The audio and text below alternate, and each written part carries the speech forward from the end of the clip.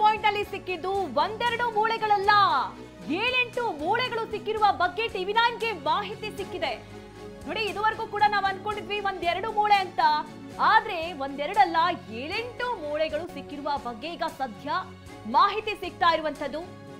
ಈಗ ತಾನೇ FSL ತಜ್ಞರು ಕೂಡ ಹೇಳ್ತಾ ಇದ್ರು, ಒಂದು ಶವವನ್ನ ಮಣ್ಣೊಳಗೆ ಹೂತಾಕಿದ್ದೆ ಆದ ನಂತರದಲ್ಲಿ ಅದು ಸ್ವಲ್ಪ ಅಲ್ಲಿ ಇಲ್ಲಿ ಸ್ಪ್ರೆಡ್ ಆಗಿರುತ್ತೆ. ನೋಡಿ, ಕೈ ಕಾಲು ತಲೆ ಬುರುಡೆಯ ತುಂಡುಗಳು ಕೂಡ ಪತ್ತೆ ಆಗಿದೆ. ದೇಹದ ವಿವಿಧ ಭಾಗದ ಮೂಳೆಗಳು ಈಗ ಪತ್ತೆ ಆಗಿರೋ ಬಗ್ಗೆ ಮಾಹಿತಿ ಸಿಗ್ತಾ ಇರುವಂತದ್ದು. ಒಂದು ಶವ ಅಲ್ಲಿತ್ತು ಅನ್ನೋಕೆ ಬೇಕಾದಂತಹ ಎಲ್ಲಾ ಕುರುಹುಗಳು ಈಗ ಸಿಕ್ಕಿರುವಂತದ್ದು. 7-8 ಮೂಳೆಗಳು ಸಿಕ್ಕಿದೆ.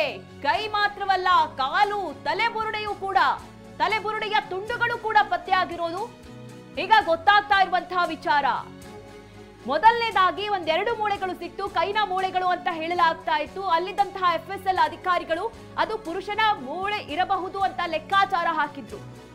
ಈಗ ಬರ್ತಾ ಇರುವಂತಹ ಮಾಹಿತಿಯ ಪ್ರಕಾರ ಒಂದು ಶವದಲ್ಲಿ ಇದ್ದಂತಹ ಕೈ, ಕಾಲು, ತಲೆಬುರುಡೆಯ ತುಂಡುಗಳು ಕೂಡ ಪತ್ತೆ ಆಗಿದೆ ಅನ್ನೋದು ಗೊತ್ತಾಗ್ತಾ ಇದೆ.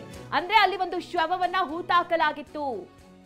ಆ ಶವ ಅಂದ್ರೆ ಈಗ FSL ತಜ್ಞರು ಕೂಡ ಹೇಳ್ತಾ ಇದ್ರು, ಮೂಳೆಗಳು ಒಂದೇ ಭಾಗದಲ್ಲೇ ಇರೋದಿಲ್ಲ, ಆ ಕಡೆ ಈ ಕಡೆ ಹೋಗುವಂತಹ ಚಾನ್ಸಸ್ಗಳು ಇರುತ್ತೆ ಅನ್ನುವಂತ ಮಾತನ್ನ ಹೇಳ್ತಾ ಇದ್ರು. ಅದೇ ರೀತಿಯಲ್ಲಿ ಈಗ ಸುತ್ತಮುತ್ತ ಶೋಧವನ್ನ ನಡೆಸಿದಾಗ ಸಂದರ್ಭದಲ್ಲಿ ಈಗ ತಿಳಿದಿರುವಂತಹ ಮಾಹಿತಿ ಅಂದ್ರೆ 7-8 ಮೂಳೆಗಳು ಈಗ ಪತ್ತೆ ಆಗಿದೆ ಅನ್ನುವಂಥದ್ದು. ಹೀಗಾಗಿ ಈಗ FSL ನ ಪ್ರಕ್ರಿಯೆ ಆರಂಭ ಆಗತ್ತೆ.